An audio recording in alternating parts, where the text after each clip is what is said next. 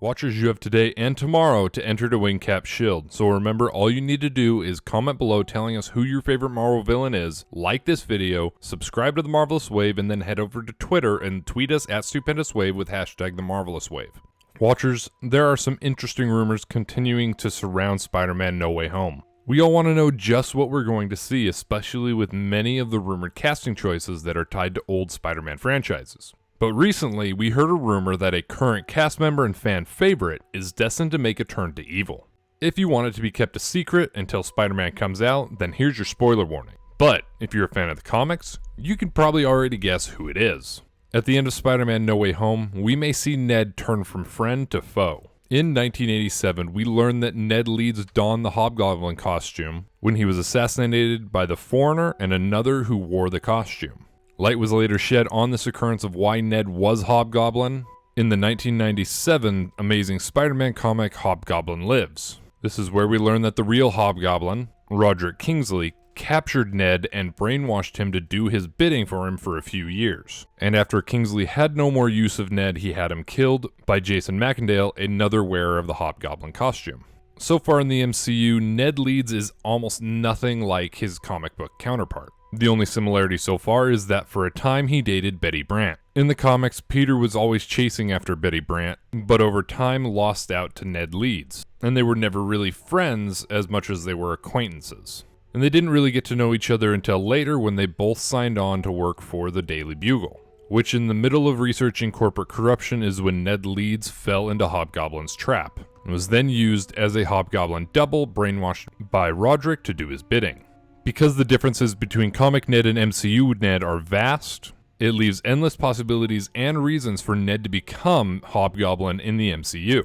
With how much liberties the MCU has taken on Spider-Man so far, we will likely get a whole new story and a whole new version of both characters. If we do see Hobgoblin in Spider-Man No Way Home, it will likely be a teaser at the end, but it would be great to see him included in the Sinister Six, if that is a future project and part of Peter's story. But what are some ways that we could see Ned become Hobgoblin?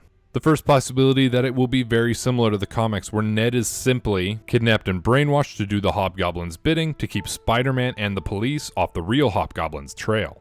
At some point during Spider-Man No Way Home, Ned may disappear for a time, but eventually be found by MJ and Peter after he had been brainwashed but not knowing that he had been.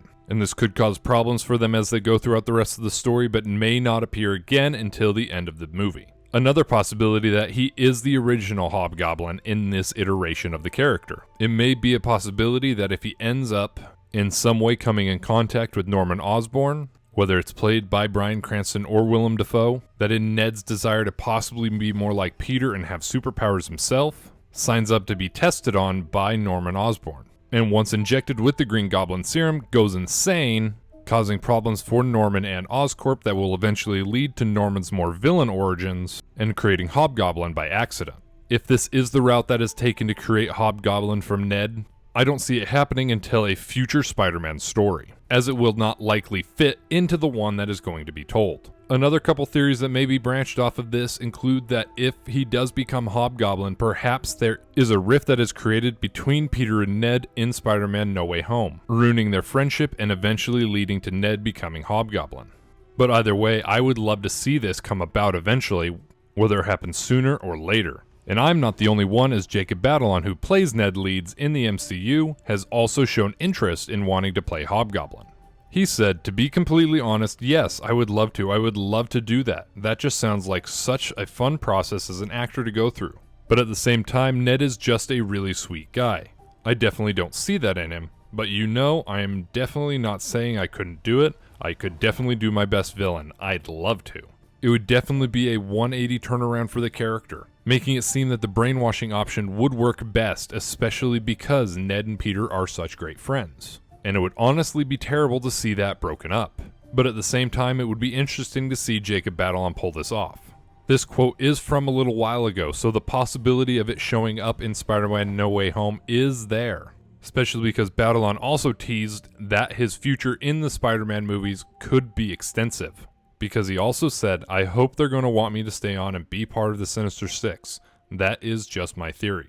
I'm excited to see what happens here because the MCU has taken Spider-Man's story off the rails into a whole new world. And it would be interesting to see what would make Ned become the Hobgoblin. Because he's right, he is such a sweet and lovable character. To see him make such a turn would be interesting and also a little bit devastating. But what do you think of this theory? Would you like to see Ned become Hobgoblin? And if so, how do you think he will become Hobgoblin? Let us know your thoughts in the comments below. Thank you so much for watching. Please like this video and subscribe to the Marvelous Wave to assemble and join our team, and have a great day.